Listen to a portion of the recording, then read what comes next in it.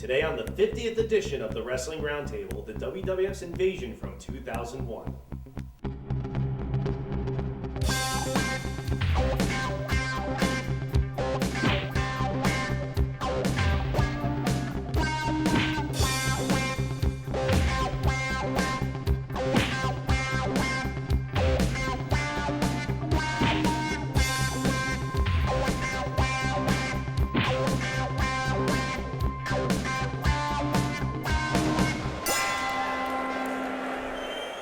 Welcome to the 50th edition of the Wrestling Roundtable. We've been saving something special for you, and it's the InVasion topic that you've been wanting to hear. Today is Sunday, March 27th, 2011.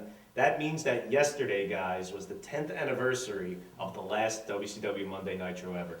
10 years later, in this month, Zuffa bought Strikeforce. It's almost like history's repeating itself in a sense because they're saying the same things. We did it for the name, the library, the roster. We're going to keep running it separate. Let's see if they do a different job because InVasion, as we all know, and you should, turned out quite differently. And we're going to get into detail about that. That's why I'm wearing black in memoriam of WCW on that sad day 10 years ago yesterday. But introductions first, of course.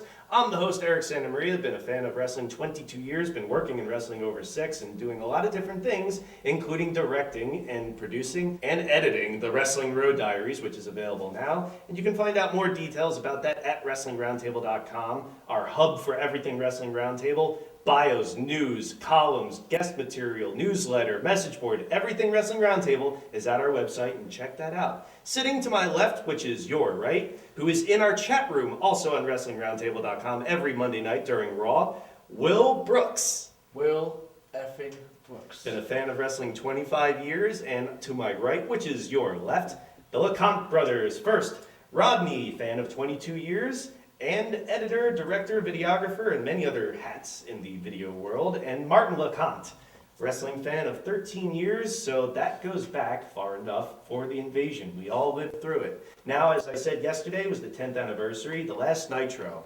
Unbelievable, bizarro world when we tune on TNT and see Vince McMahon first thing. But then the show ends with the other Mr. McMahon, Shane McMahon, showing up. WWF had bought WCW a few days prior, and they were in charge of who was going to win, what was going to happen. So my question is, because this is primarily universally known as the biggest disaster creatively in at least modern wrestling history, the biggest fumble, how could they mess up this magnitude of an angle? Well, did it get off on the wrong foot initially with Shane McMahon? Initially, I think as soon as they had McMahon segments on Nitro, it went from a WWF buying WCW, which to us was the biggest thing in wrestling, to a McMahon vs. McMahon angle. I think they twisted this whole thing around to make it with Shane on Nitro saying, I bought WCW, Dad, and blah, blah, blah. It almost took away from the whole aura of Nitro actually being shown on Raw and vice versa to a McMahon angle. Okay, well that's a valid point, but I think we're getting ahead of ourselves a little bit because those McMahon segments on Nitro you mentioned were essentially burying Nitro. Ha ha! Look at Dustin Rhodes and Jeff Jarrett. They're fired. But is it not a bad idea, being that they didn't have Bischoff or any other figurehead from WCW history like Dusty Rhodes? I didn't pick him up. Like he was with WCW right at the end. They didn't have anybody to really represent WCW's history in that sense, so if they couldn't get a Russo even, or a Bischoff, someone who was actually running WCW, people like Shane McMahon. So was it a bad idea to attach it to him? Or, like Rodney was saying, did it reduce it to just a McMahon angle? He's right. They should have privately kept it on the low, and then you should have made WCW an own segment, like make it an own TV.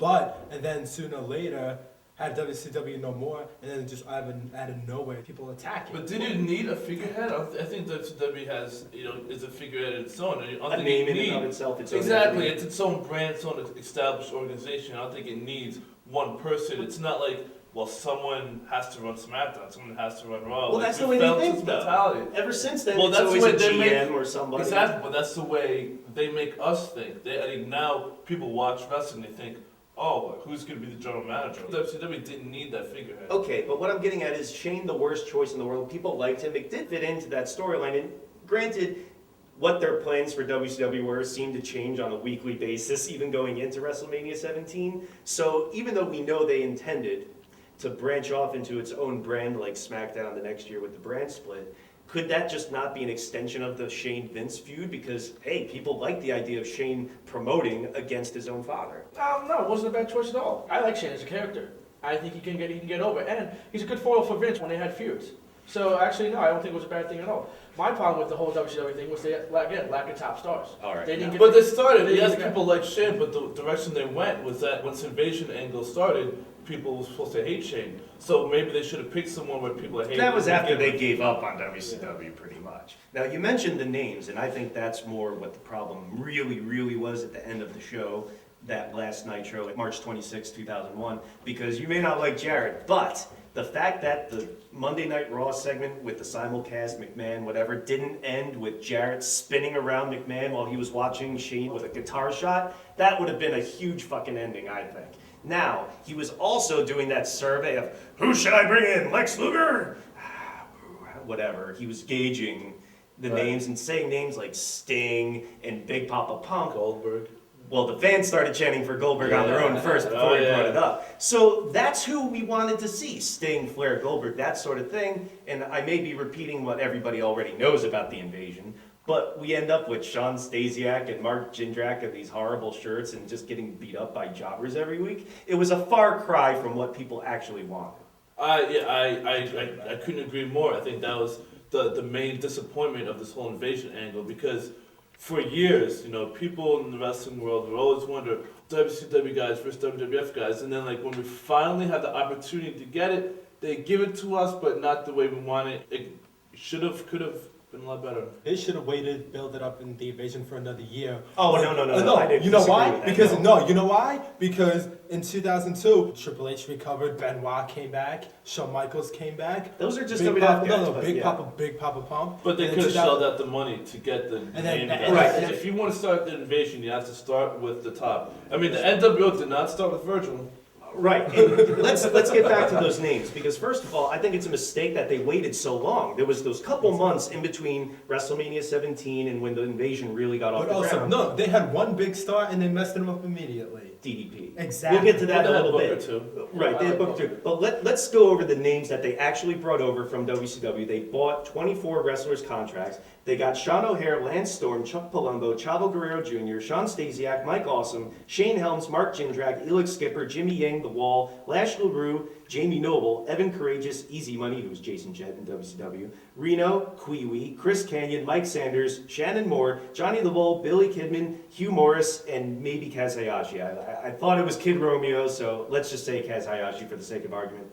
They also brought over Stacy Keibler, several of the agents, and Tori Wilson actually was fired from WCW in January. They brought her in seamlessly. So that's what we're working with. That's a far cry from those names that we mentioned, Nash, Sting, Goldberg, etc. And consider from this list of 24, how many people, A, actually got on TV, and B, what they were portrayed as. You know how many pay-per-view main events are between this group of 24? 0. That should tell you something. Now, as far as the money goes, McMahon, his whole thing was, well, it's going to set a bad precedent if I pay Goldberg $6 million and it's going to upset the locker room. You know what? We've done some wrestling shows, and I totally understand the idea of having a happy locker room and everyone working together and everything, but in this case, fuck the locker room if that... It's more important to have the biggest angle ever, and if you aren't cheap and shell out the money, because they bought WCW... Everyone's going to be happy when they're making money. Exactly. The ocean's going to bring up all the votes. So let's talk about that money. WWF bought WCW for like a combined $4.2 million. Chump change, okay? Yeah. They lost $70 million with the XFL that year alone. Could you imagine if they put that $70 million towards these names? You wouldn't even need that much. Yeah. You could spend a fraction of that to get all the names you need to make this angle a success. And you know what? If it upsets the locker room, once this angle is done, cut them. Everyone gets their pay-per-view bonuses, because Invasion did do a huge pay-per-view number. Record-setting for outside of WrestleMania that year. So everyone would be happy if the company's doing well. And I'd also like to point out that the WWF still grossed $456 million that year alone, even taking away the XFL money. So we know they had the money to do it. It was just lazy. Well, it's not so much lazy. They just didn't want to do it for political reasons. It's like what you said in another previous episode. Watch what they spend their money on. Mhm. They spend their money on XFL instead of getting better wrestlers. Mhm. And they spend money on making shitty movies instead of getting better wrestlers or making They better want to content. expand their brand, and I think sometimes they just need to focus on the brand that helped them put them on the map. Remember the World Bodybuilding Federation? Wasted money on that too. Well, focusing on what made them their bread and butter is wrestling. I mean, sports entertainment, the WWF as it was at the time. Now, their plan was to split off WCW as its own entity with its own touring schedule, its own TV shows. Didn't work out because TNN had, at the time, which is Spike TV now, so much WWF shows they were like, no more. And especially, we paid for WWF. We don't want a WCW show. We paid for WWF. And they pretty much almost gave up on it then. And then, of course, we know the fiasco that happened in Tacoma, Washington with Buff Bagwell and Booker T. That was July 2nd, 2001. So months later, keep that in mind too. So even though people say they brought over so many WCW wrestlers that it necessitated splitting the roster into two, which they did a year later, which I don't believe at all. Like I said, look at this 24, how many people were actually used and in meaningful positions. Very small number. But that being said, did the WWF give up on the WCW brand way too early? Or did they never really, in the back of their minds, intend on doing anything with it in the first place? Never. I don't think he ever intended to do it, ever.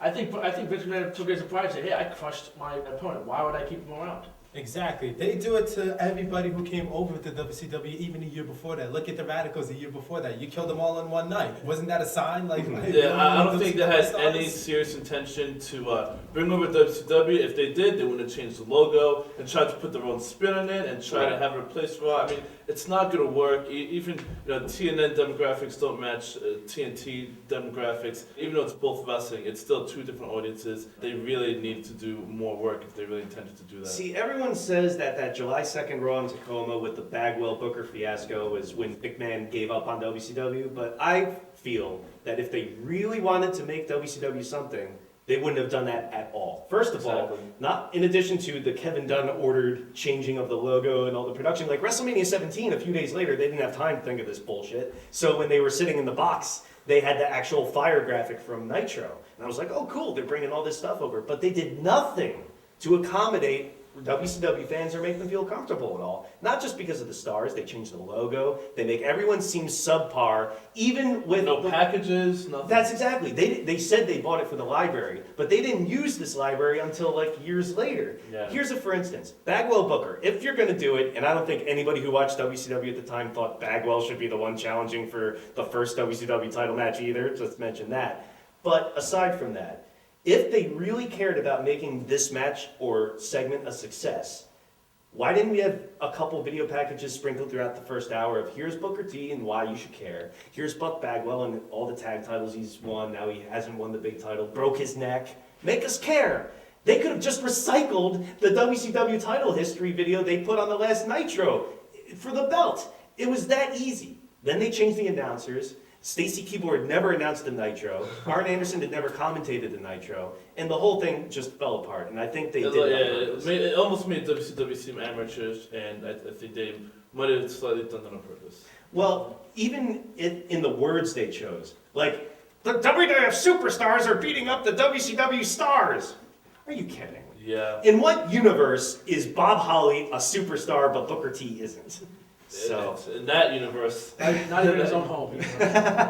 well, we're going to move on. Coming up next, some more talk of the WWF's invasion from 2001.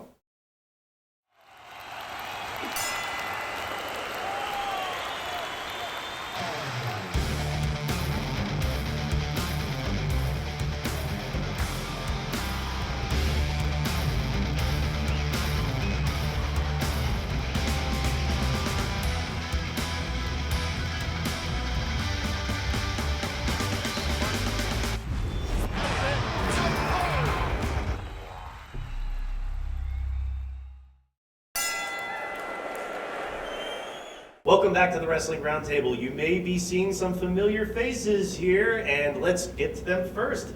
Introducing to my right, which is your left, returning to the panel, Lawrence Haber. Hello, Lawrence. How you doing, Eric? Fan of YouTube. Fan of 25 years. You've been watching a long time, Lawrence, and I'm sure all the fans are happy to see you again. Is this going to be a recurring thing, maybe, or? You never know. That The only that thing means for one sure time. about me is one time's enough. Enjoy it while you Never can. Sitting also to my right is my commentating partner on Pro Wrestling Respect DVDs, which you can get at WrestlingRoundtable.com, Midge Simonello, fan of 24 years. How you doing, Midge? All right.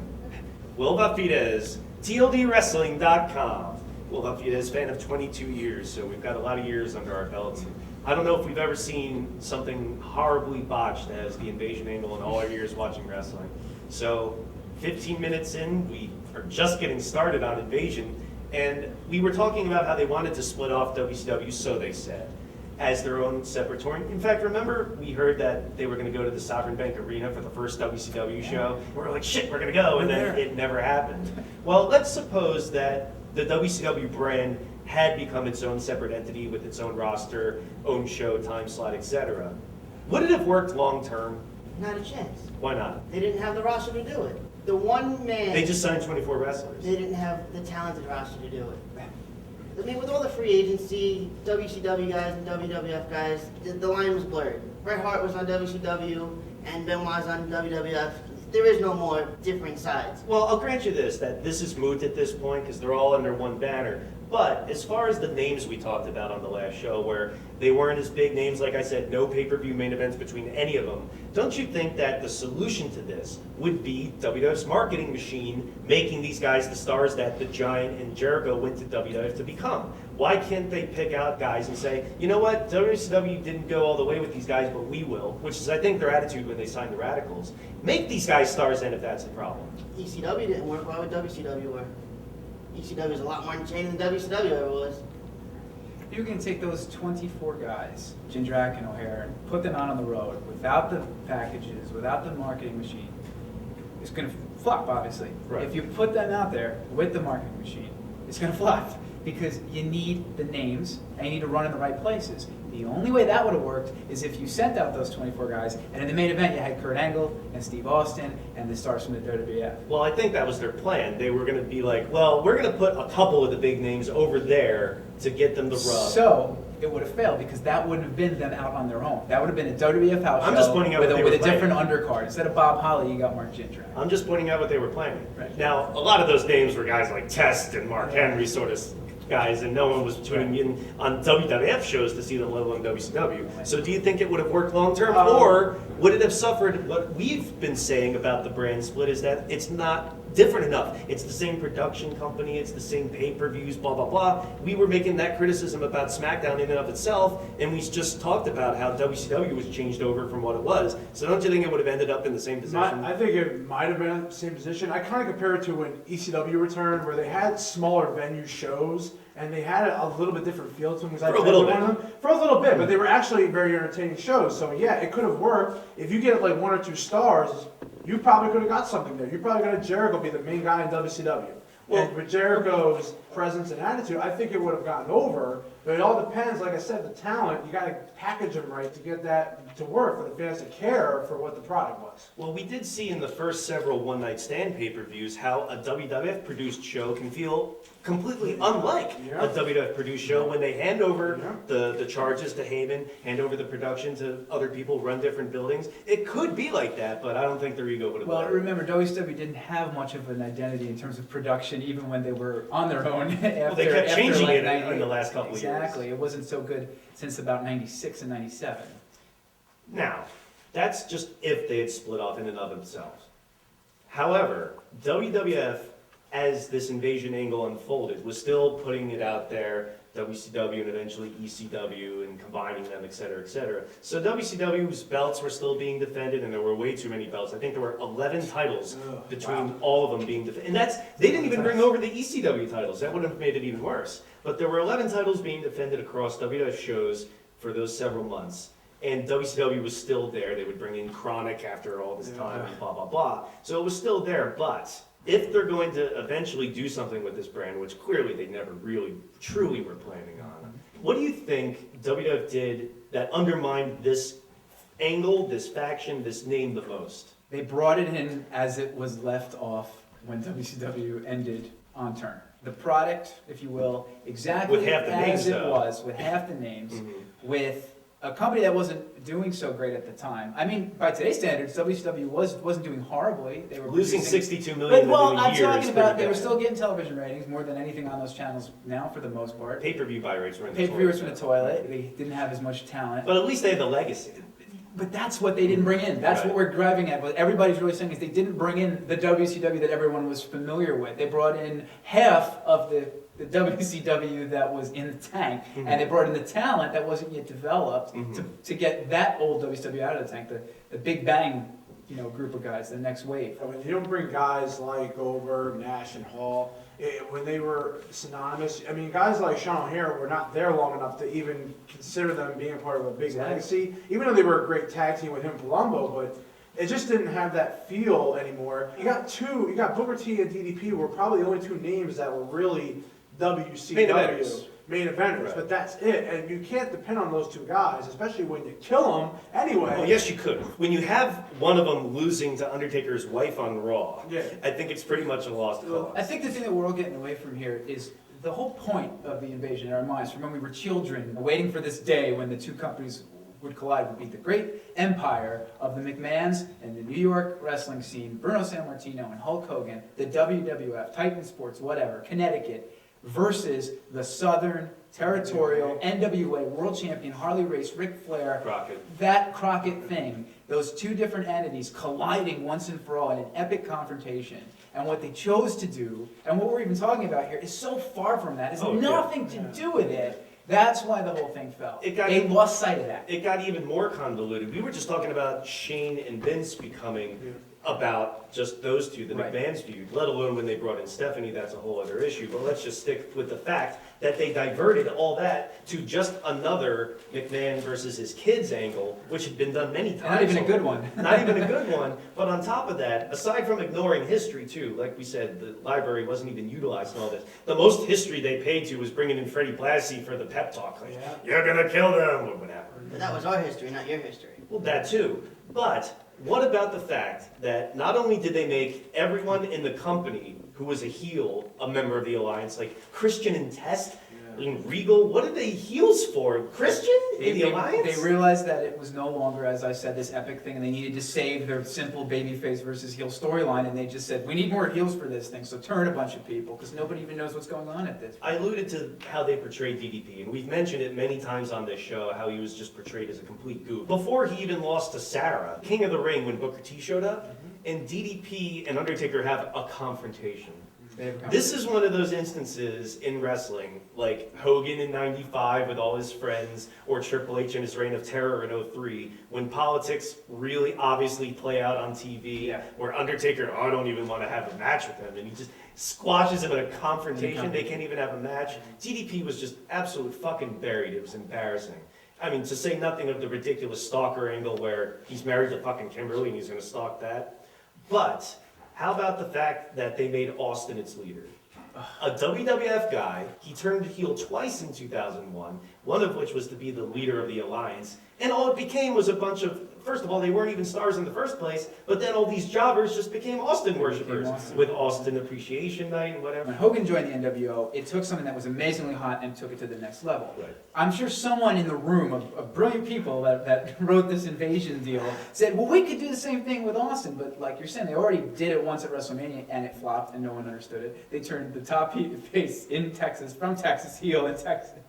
And now they're turning him and having him take over the Alliance. Again, so far away from what they could have done. Now, can you imagine the same thing with Steiner and with Flair and with all the WCW guys, Sting, Austin turning and leading those guys against WWF, and then maybe having Hogan come in, which they brought in eventually, and Hall and Nash and Flair and Mysterio and everybody else that they should have brought in coming in to counteract Austin and his new WCW team. That's the problem. You needed Austin You and needed the names. ECW guys because it wasn't the champion WWF versus the champion WCW. It was the champion WWF against the backup WCW. Right. It wasn't the world heavyweight title bout. It was Vince McMahon against the WCW. Another problem too with that whole thing was that we know the history of Austin. He doesn't like WCW at all. That's what his whole fucking character was based on. And he was joining up with a group of people where he was already a heel. He should have just been heel on WWF and not be on the Alliance team. They missed a chance they could have elevated somebody in that role, and I mean, at the time people were like, well, what if Jericho,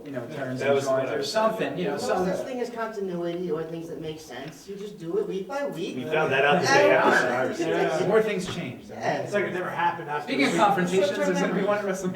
Yeah. Well, I do like the idea of Sting, Flair, and Goldberg eating Deborah's cookies more than Chavo and Shane Helms, but I had a couple of those cookies. Now, when they bought WCW, Nitro was doing, I think, #1 on TNT ratings. Better than Impact. Better than Impact, yes, at least. But all those WCW fans, most of which have been driven off in droves by WCW itself in the past year or so, but what were left watching WCW, they didn't go over and watch WWF. In fact, we saw the opposite, where even WWF fans stopped watching WWF in large droves. I remember after WrestleMania 17, the numbers started going down for like a couple months or so. I mean, it wasn't a sharp decline, but it was a steady decline. Where do these people go? There's other things to deal with that. But why do you think the WWF never brought over the WCW fans? Because their whole thing was, if the WCW fans want to watch wrestling now, they have to watch us, and instead they chose not to watch at all. Because they watched WCW, and now WCW was gone. If your favorite show's off TV, you're not going to decide, I'm going to watch the show that goes against that show in another time slot on another channel. Different demographic of audience. TNT and TNN are two different networks or two different kind of shows. So maybe they like the more friendly, family-oriented WCW a little bit more compared to what WWF was doing at the time. And here's it could have a lot to do with it. And maybe they just don't like the WWF at all because they don't like the product. You know, that's just it. They just don't like the product. If they kept the same product, WCW, on maybe the same channel on TNN and had the same look and everything, maybe the fans would have said, oh, okay, well, at least they're doing it on their own. If the Giants were to fold tomorrow, would all the Giants fans become Jets fans? Yes. Probably not. They hate the Jets. Why am I just, oh, you know what? We're both from New York, both from New Jersey. Yeah, I'll be a fan now. Is that how it works? People are loyal to their But fans. to that point, when Goldberg came in, they got a little bump. When Steiner came in, they got a little bump. When Flair came in, they got a little bump. If you add all those little bumps up, you have that audience, and That's then what there you go. It's the from legacy WWF of audience. people. That wasn't necessarily WCW. Well, I wasn't watching a lot of WWF at the time, and when I saw Flair was going to be on that, and I was like, oh, I'm going to watch that. When that happened, I was like, I'm definitely going to watch that whole show because I want to see Flair, I want to see Goldberg, I want to see Steiner. And I was gonna say, if you're a WWF fan, you're gonna love this because now it's like all spanking on WCW on it, and they loved it. But when they realized when there's no competition, they're like, oh well, there's really not much left to talk about. But to what Brett's saying, Brett, you're one of those people that grew up on WWF and just believed every little bit of propaganda they ever told you. I don't know what I would have done if we lost, but we didn't. It almost happened a few years earlier, but for people like you were told your entire lives that WCW was second rate, it was a joke. So when this Bagwell Booker thing, especially when they didn't support that at all, was just thrown out there, of course it's going to die. They never gave them a Fuel to the chance. fire. They've always been taught to hate these people anyway. But don't you think that another reason that they didn't bring over the WCW fans is because there was a historic precedent for this? When McMahon bought out Georgia Championship Wrestling and they shit on it so much on TBS, we want our old Southern wrestling style back. He had to sell back to Crockett a few weeks later, and they were just rejecting all the WWF Northern stuff back then. People like what they like. Fans turned on Hogan when he showed up in '94 either. WCW completely changed when Hogan showed up in WCW.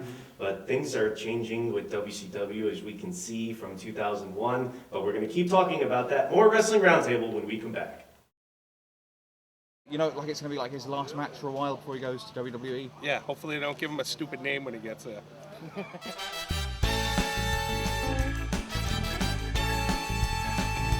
You've been waking up at 3 o'clock every day and going to bed at 3 o'clock and doing fun in between. I got a documentary documenting everything that's going on. It's really different from being in WWE. One of the best technical wrestlers you're ever going to encounter. I just let it all hang out.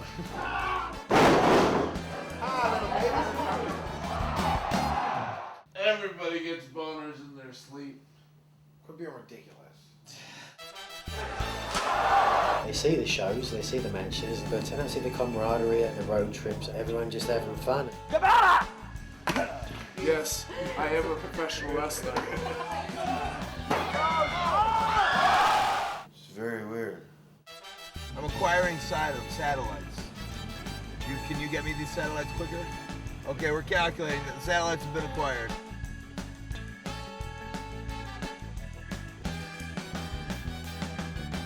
Is there anything you want to say about Bryan Danielson really quickly, as we're sort of making a film now? Don't let him give you a stupid name when you get to the WWE. All they see is bright lights.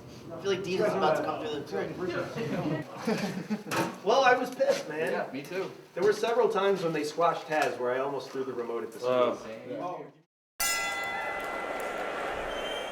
Welcome back to the Wrestling Roundtable. There's a lot to talk about that we haven't even gotten to yet, and I'm sure you're leaving comments on YouTube, but wherever you're listening or watching, whether it's WrestlingRoundtablePodcast.com or Wrestling Roundtable on iTunes or on Go Fight Live, go to our message board, YouTube, iTunes, wherever. Just please comment, rate, share, and subscribe. Go to WrestlingRoundtable.com and you can get the links to all our social networking sites, Twitter, Facebook, even MySpace still there. All our sites are at WrestlingRoundtable.com, and you can share your thoughts and opinions live on blogtalkradio.com/WrestlingRoundtable Tuesdays, 11 in the East, 8 in the West, 347-857-4647, and we're going to hear lots of questions and follow-up comments, I'm sure, about the invasion, but we will get to that in due time. Introducing first to my right, which is your left, he's been wrestling 5 years, but he's been watching wrestling 23. It's Alex Payne, back from Japan, Pro Wrestling Noah. How was it? It was intense, very intense, my friend. Well, our thoughts go out to our friends over in Japan with the recovery from that tsunami earthquake combo, just devastating, and hope that all our friends are okay. Yeah. Okay, great. Everybody over there. Good, glad to hear that. Orlando O'Neill returning to the table once again, fan of 19 years. And to my left, which is your right, Jay Aletto also returning to the table, running our newsletter, which you can sign up for at WrestlingRoundtable.com. Fan of 24 years. Welcome back, Jay. Thanks for having me. Now, we were talking about WWF's Invasion. Whew. Now we move on to the July 9th edition of Raw. We talked about the disaster that happened the week before with the Bagwell-Booker fiasco. Well, their plan A for this show in Atlanta, Georgia was, I said Atlanta, Georgia, Goldberg and Bischoff. Eric Bischoff wrote about it in his book, and WWF reached out to them, Eric Bischoff and Bill Goldberg, to come in to help salvage this invasion angle, which was pretty far gone at this point. Now, do you think that if they had gotten Bischoff and Goldberg, of course the contracts were holding that up, that's another issue that we mentioned, but if they had gotten Bischoff and Goldberg, would it have made a difference at this point, or was it too far gone? I don't think it was far gone at all. Not to that extent. If they would have gotten Goldberg or they would have got Bischoff, they would have at least got the credibility that they would have needed to help at least take the angle a little bit further. They would have had one of the top names, the name that people wanted to see pit against Austin. Bischoff, the brain behind WCW for so many years. You would have had that guy, especially as soon as he put himself on TV for the whole NWO stuff, which was the inspiration for the McMahon character, the Mr. McMahon character later. Maybe coincidence, but it did set the precedent. It still set the precedent for it. If you would have had those entities during the invasion, at that time, during the leaders of the alliance or whatever they're going to end up being at that point, I think it would help lend that angle the credibility it would have needed to at least take off in a better direction. Would it have been just a short-term solution? Would it have given it a little spike and then gone back to normal? It would have actually worked to a degree. I think it would have been that short spike, but it actually could have lasted. We waited years to see Austin and Goldberg. They never did it when they had Goldberg. Goldberg. I know that, but we waited years to see that. So having Goldberg on that show would have made everybody watch to see what kind of interactions he would have had with WWF superstars.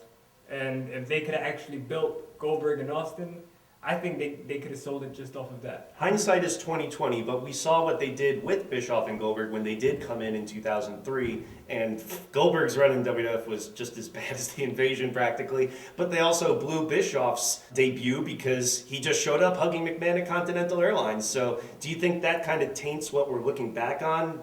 They didn't know how to book him. Right, I think it does. I mean, it's obvious that they didn't know what they were doing for a long time when it comes to writing. They had all this talent in the palm of their hands. And do you think it's they don't know what they're doing, or they knew what to do but didn't want to do it because of their ego? I think it was that and the fact that they were being lazy. Okay. They were just being lazy. They were just running... Cheap and lazy, yeah. They're just going with the flow, taking it one step at a time, but they weren't doing it in a smart way. If you bring in Goldberg and Eric Bischoff, your ratings would spike for a long time. You could build towards your Goldberg-Austin match or even your Goldberg-Rock match earlier when the heat was still big on Goldberg. Everybody... When Rock was a face and wouldn't have killed the match. Exactly, before people forgot about him. Instead, they went with ECW. And a part of the reason why WCW didn't work is because nobody knew who the hell these wrestlers were. The WWF audience, I mean. Right. They didn't know who most of these guys were. If they don't know who the WCW guys are, how the fuck are they going to know the ECW guys? Well, I'll tell you why, because all those ECW guys were already there. Exactly. And that's what we're going to... And then they brought in the Tommy Dreamers that they knew that night. At least they had wrestled on that Raw years ago. That's true. They had those guys that would help their credibility for an ECW show or angle or invasion. But the big problem now is the big majority of those ECW guys that were basically mid-card guys, if not job guide as it is, and then you have two main stars that could have been stars in Dreamer and Van Dam, and only one of them actually ended up being a star out of the whole damn thing to begin with. And he didn't even have Sabu, who was the guy who worked in 2006. Right. He was in the main event of SummerSlam in 2006 with the Big Show. And if they would have had him, it would have helped a little bit too. Okay, well, let's segue into what they actually did, their plan B. Jumping into the ECW Invasion show, which they didn't own the rights to. It would be a few more years before they would actually buy that. But they started the ECW Invasion at the beginning of the show, or towards the beginning of the show, and by the end of the show, they were joining up with the Alliance and Stephanie McMahon. Now, even barring that happening, just that segment alone, where the ECW guys came in with Heyman's promo, was incredible. The Definitely a reaction highlight. was huge. Like whether you knew those guys or not, you knew something big was happening. There was a big reaction towards it. One of those call your friends holy shit moments. Yes, exactly. I know I did. I called my friends. I'm sure you did. Of course. Did. But that being said, was it the right thing to do for the invasion angle itself? No. Why not? Not at all. All these names and all these faces, and you already have enough problems with the WCW guys and what you're going to do with them. Now you're bringing these ECW guys just to spike at an immediate reaction to hopefully get people to tune in to what's going on. And when your ultimate plan is to do absolutely nothing with 75% of these guys to begin with. ECW provided shock value when Paul Heyman came and RVD and Tommy Dreamer and they attacked Jericho and Kane. Right. It was shock. Everybody started chanting ECW. No one knew it was coming. Exactly. So I think they messed up because they put ECW and WCW together. But if they could have had ECW as its own entity, kind of coming in and out whenever they wanted, attacking people and establishing ECW as itself, I think it could have worked. Kind of always built up as to begin with. Yeah, exactly. Like the Rebels. Well, yes and no, because on one hand, when they did this ECW segment, all those guys that were already there, the Dudleys, the Ravens, Tazes, etc., they became instant main eventers again. Because in ECW they were. Yep. They were just mid-carders, not particularly doing that much, but they became stars again in that segment. However, it also had the effect of completely killing WCW. They immediately became an afterthought. They immediately became uncool. Who's going to give a fuck about the horrible WCW invasion with these jobbers when the ECW invasion is here with cool guys? And actually, the ECW invasion came off much cooler looking. What's They had a big... Because it had Heyman, and all those guys were pretty much main eventers. Outside of like a few guys like Sabu Sandman or Shane Douglas, most of those guys were the faces of ECW. So it was definitely a lot better roster-wise. However, by the end of the show, just bowing down to Stephanie fucking McMahon of all people, because I know when I think of Extreme or ECW, I think of Stephanie McMahon. Yeah. Making her again, just emphasizing again that it's really just the McMahons feuding again, also had the effect of undoing that effect of making the ECW guys main eventers again, because now they're in this pool of Austin cookie eaters. They just became jobbers again. So do you think it was just that combination of the alliance, or was ECW going to be a viable invasion? I think it could have been a viable invasion. I think it would have been a lot better if you had WWF, WCW, and ECW warring in three ways. They were all going after each other, rather than putting WCW and ECW together and making the alliance. Because when that happened, you barely referred to ECW or WCW anymore. It was alliance all the time, the alliance. Well, a lot of that might have been legal issues It because of was, ECW. it was legal, but it also hurt the storyline and it hurt both promotions. It hurt their entity. Absolutely. You could have waited down the line too to bring in this ECW entity if you really wanted to. Once they bought the name, bought the logo, bought all the copyrights, bring that in if they really wanted. If this WCW versus WWF angle wasn't working, and they thought, let's bring in the third brand to actually make some sort of shake things up a little bit, they could have waited just a little bit longer. I think it would have still got a reaction. I think it would have been better if they used the NWO at the time. Well, let's not complicate things too I'm much. trying to. 4 entities, 3 entities. But two of the guys that were out on injury at this time were Triple H and Hugh, who we do not speak of. Just real quick, do you think that them being there would have made any difference? Not really. The only big difference may have been Triple H would have been the guy Against Austin, maybe in SummerSlam or something. That would have been really it. Or maybe he would have been leading this invasion. Right. Well, as a fan of WCW, fans of ECW, there was so much bad stuff going on already at this point. So even going forward, it didn't get that much better. Again, I mentioned the Undertaker DDP political situation. You could see that crop up when Rob Van Dam became the most over guy in the company, and they shoehorned him like almost begrudgingly into the Angle Austin feud.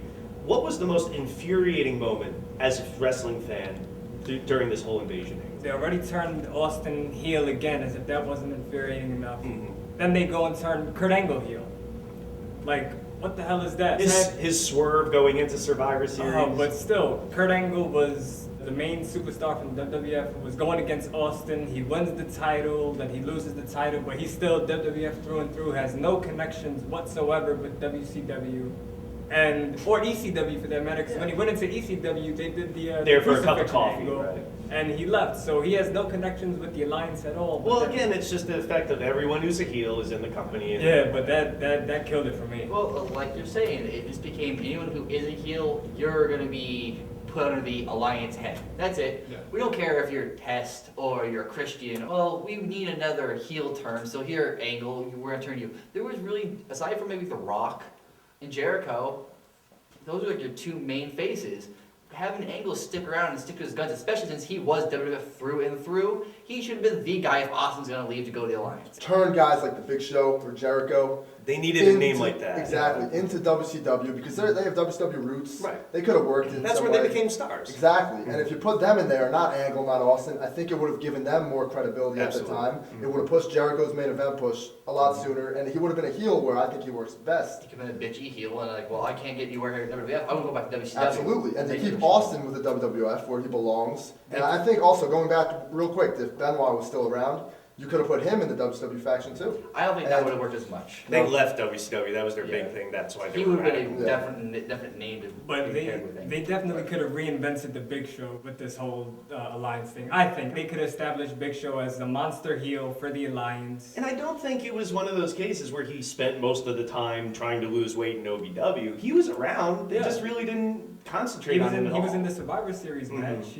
But He was gone for like that time 6 he wasn't months. doing anything. Oh, he was tag teaming with Tajiri. Well, if you remember, they had him join the NWO in 2002, and his reasoning was he was kissing babies and shaking hands at the WWF New York restaurant during WrestleMania and wasn't a part of the show. And that was one of his reasons for turning heel and joining the NWO. Could have been the same thing, joining WCW Alliance. Of all the political instances we saw, they did this regardless of the invasion as well. But you may recall towards the end of the invasion, I think right before Paul Heyman was doing his whole worked shoot, SmackDown before Survivor Series, Taz had been thrown out of the Alliance, and they were doing a big angle where Austin was whipping him and everyone turned on him. The fans always liked Taz, and were always behind him no matter what, no matter how much he lost in WWF. They didn't care that he was 5 foot whatever, WWF standards didn't meet. They just liked him. So they have Austin throw Taz out. They set up Taz and Austin, which was like a dream match, on Monday Night Raw. And they hyped it up on the website. They had graphics about it. And it was like, holy shit, this is actually kind of a cool thing. And it lasted all of what? 30 seconds? Yeah, it was the biggest disappointment. When I started watching ECW, it was at 99. It was basically Taz's exit out. But at least when Taz was being built up then, he was the badass. To go up against WWF's badass for the world title, wherever it could have been, and especially since people were behind Taz that whole time, to have an actual payoff, to have a 10, 15, 20-minute match on Raw for the title, whatever it was. If it didn't have to be pay-per-view, just give the guy the credibility that everyone as a fan thought he deserved. Have that big Austin brawl sort of match. Give this guy credibility on his own to kind of go off on his own in the sunset. At least satiate your fans. And that was the biggest problem with this angle, is it never satiated any of the fans. Well, we could do 2 shows on this topic. And we will! Next week, we're going to talk some more about everything that happened 10 years ago. But, of course, there's a lot more to say. Please leave your comments, subscribe, share, rate, and comment wherever you're watching us or listening to us. Go to WrestlingRoundtable.com. We have a message board there as well. But that's going to wrap it up for this edition of the Wrestling Roundtable, our 50th edition. Hope you enjoyed it, and thanks for staying with us for 50 shows strong and looking forward to the next 50. So for the panel of Rodney LeConte, Martin LeConte, Will Brooks, Lawrence Haber, Brett Big Simonillo, Will Vafides, Alex Payne, Orlando O'Neill, Jason Aletto, I'm Eric Santamaria. Thank you and join us on WrestlingRoundtable.com.